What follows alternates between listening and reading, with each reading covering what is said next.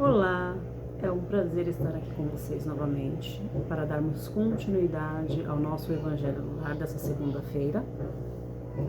Hoje nós faremos a leitura do capítulo 5, dos itens 22 e 23 do Evangelho segundo o Espiritismo. Se fosse um homem de bem, teria morrido, e os tormentos voluntários. Dizeis frequentemente, falando de um homem mau que escapa de um perigo. Se fosse um homem de bem, teria morrido. Pois bem, dizendo isso, estais com a verdade, porque, efetivamente, ocorre que muitas vezes Deus dá a um espírito jovem, ainda nos caminhos do progresso, uma prova mais longa do que a um bom que receberá, em recompensa do seu mérito, o favor que sua prova seja tão curta quanto possível.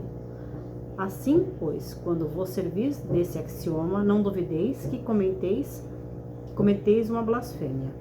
Se morre um homem de bem, cuja casa ao lado seja a de um mau, apressai-vos em dizer, gostaria mais que este se fosse. Estais grandemente errados, porque aquele que parte terminou a sua tarefa, e aquele que fica talvez não a começou. Por que querereis, pois, que o mal não tivesse tempo de a acabar, e que o outro permanecesse preso à gleba terrestre?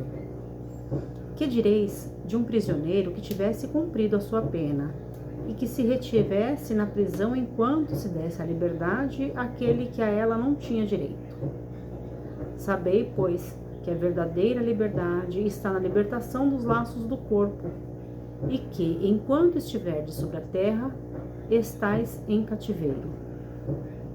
Habituai-vos a não censurar o que não podeis compreender, e crede que Deus é justo em todas as coisas. Frequentemente, o que vos parece um mal é um bem. Mas vossas faculdades são tão limitadas que o conjunto do grande todo escapa aos vossos sentidos.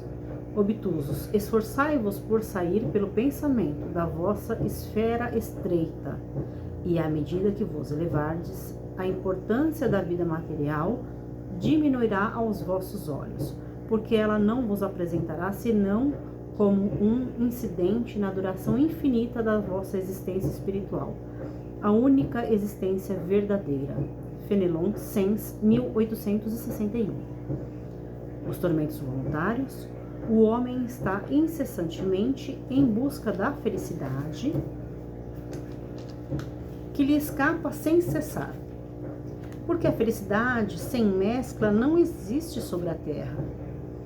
Entretanto, apesar das vicissitudes que formam o cortejo inevitável desta vida, poderia pelo menos gozar de uma felicidade relativa, mas ele a procura nas coisas perecíveis e sujeitas às mesmas vicissitudes, quer dizer, nos prazeres materiais, ao invés de a procurar nos prazeres da alma, que são um antegozo dos prazeres celestes, imperecíveis. Em lugar de procurar a paz do coração, única felicidade real deste mundo, é ávido de tudo aquilo que o pode agitar e o perturbar. E coisa singular, parece criar propositalmente tormentos que não lhe cabe senão evitar. Haverá maiores tormentos que aqueles causados pela inveja e o ciúme? Para o invejoso e o ciumento não há repouso. Estão perpetuamente em febre. O que eles não têm e o que os outros possuem lhe causam insônia.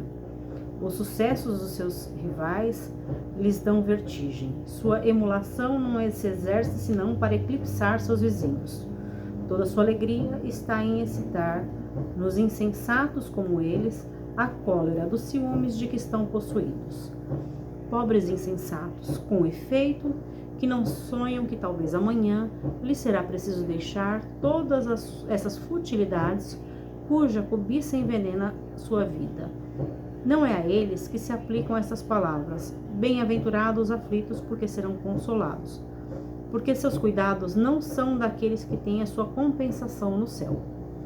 De quantos tormentos, ao contrário, se poupa aquele que sabe se contentar com o que tem, que vê sem inveja o que não tem, que não procura parecer mais do que é.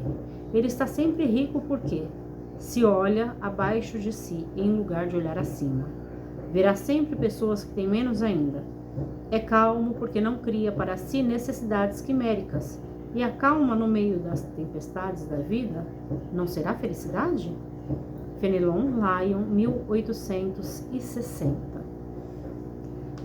Esses dois trechos, eles vêm fortalecer aquilo que o Espiritismo, né, nos mostra o tempo todo. Que a nossa estadia aqui nesse planeta, ela é temporária. E que aquele que parte mais cedo, né, aquele que é recolhido para a pátria espiritual mais cedo, não necessariamente sofreu algo ruim, como nós temos essa visão pequena de que a morte é algo ruim. Ela não é algo ruim.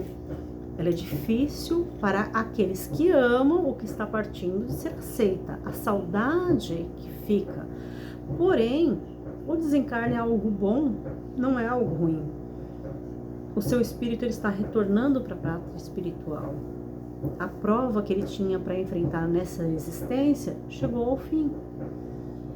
E se ele a bem enfrentou, se ele conseguiu enfrentar com essas vicissitudes, sairá dela vitorioso. Então não é algo ruim, não é algo com que devamos nos preocupar. Quando afirmamos que se fosse uma pessoa má, não teria morrido, que Deus leva os bons e deixa os maus. Bom, né? Se a pessoa é boa, se ela já passou pelo seu tormento, se ela já passou pela sua prova, ela está em liberdade.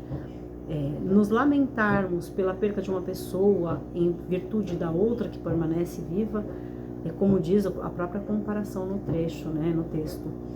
É a mesma coisa que você comemorar que alguém inocente permaneça preso e achar que aquele que cometeu o crime tem que ser liberto. Não faz sentido, né? Temos que analisar como um todo. Temos o hábito de ver os nossos problemas sobre um único ângulo. Quando nos afastamos, começamos e olhamos de fora, nós percebemos o quão pequeno são esses tormentos e esses problemas se comparado com ao infinito do nosso espírito, né? O nosso espírito ele é imortal. O que é uma vida diante, né, da eternidade?